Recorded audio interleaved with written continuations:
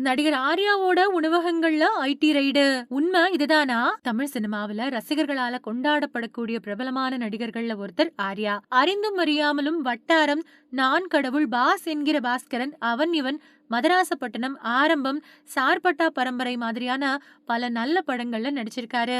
அடுத்ததா Vettuvam, mister X, Sarpatta பரம்பரை 2 அப்படின்னு எதிர்பார்ப்புக்குரிய படங்களை கைவசம் வச்சிருக்காரு. நடிப்பு ஒரு பக்கம் இருந்தாலும் பிசினஸ்லயும் கடந்த சில வருஷமாவே கவனம் செலுத்திட்டு வராரு ஆர்யா. சென்னையில மட்டுமே 5 இடங்கள்ல ஆர்யா சொந்தமா ஹோட்டல்கள் வச்சிருக்காரு.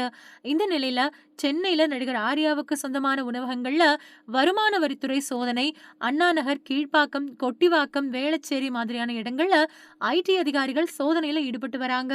இப்படி இருக்க ஐடி ரெய்டு நடந்துட்டு வரக்கூடிய உணவகங்களுக்கும் தனக்கும் எந்த ஒரு சம்பந்தமும் இல்ல, அதோட உரிமையாளர் வேற ஒருத்தர் அப்படின்னு சொல்லியிருக்காரு நடிகர் ஆர்யா.